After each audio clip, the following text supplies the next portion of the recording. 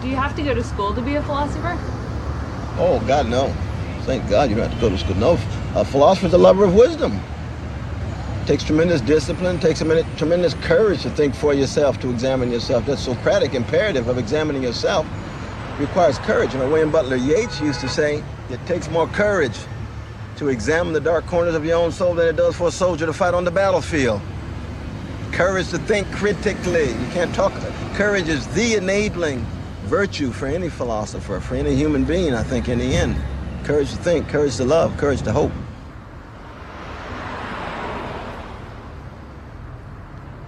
Plato says philosophy is a meditation on and a preparation for death.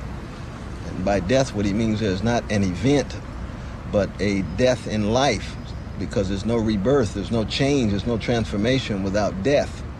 And therefore the question becomes, how do you learn how to die? Of course, Montaigne talks about that, his famous essay, to philosophize is to learn how to die. You can't talk about truth without talking about learning how to die. And I believe that Theodore Adorno is right when he says that the condition of truth is to allow suffering to speak. That gives it an existential emphasis, you see. So that we're really talking about truth as a way of life as opposed to simply truth as a set of propositions that correspond to a set of things in the world. Human beings are unable to ever gain any monopoly on truth, capital T. We might have access to truth, small t, but they're fallible claims about truth. We could be wrong, but to be open to revision and so on. So there is a certain kind of mystery that goes hand in hand with truth. This is why so many of the existential thinkers, be they religious like Meister Eckhart or Paul Tillich, or be they secular like Camus and Sartre, that they're accenting our finitude and our inability to fully grasp the ultimate nature, reality, the truth about things. And therefore there you talk about truth being tied to the way to truth. Because once you give up on the notion of fully grasping the way the world is, you're going to talk about what are the ways in which I can sustain my quest for truth. How do you sustain a journey, a path toward truth, the way to truth? So the truth talk goes hand in hand with talk about the way to truth. And scientists could talk about this in terms of, adducing evidence and drawing reliable conclusions and so forth and so on. Religious folk could talk about this in terms of surrendering one's arrogance and pride in the face of divine revelation and what have you. But they're all ways of acknowledging our finitude and our fallibility. I want all of the rich historical colorations to be manifest in talking about our finitude. Being born of a woman in stank and stench, what I'd call funk. Being introduced to the funk of life in the womb and the love push that gets you out. Right? And then your body is not just death, but the way Vico talks about it. Here, Vico is so much better than Heidegger. Vico talks about it in terms of being a corpse. See, Heidegger doesn't talk about corpses. He talks about death. It's still too abstract. Absolutely. Read the poetry of John Donne. He'll tell you about corpses that decompose. Well, see, that's history.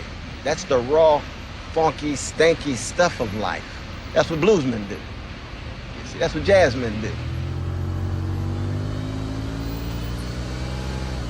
See, I'm a blues man in the life of the mind. I'm a jazz man in the world of ideas. Therefore, for me, music is central.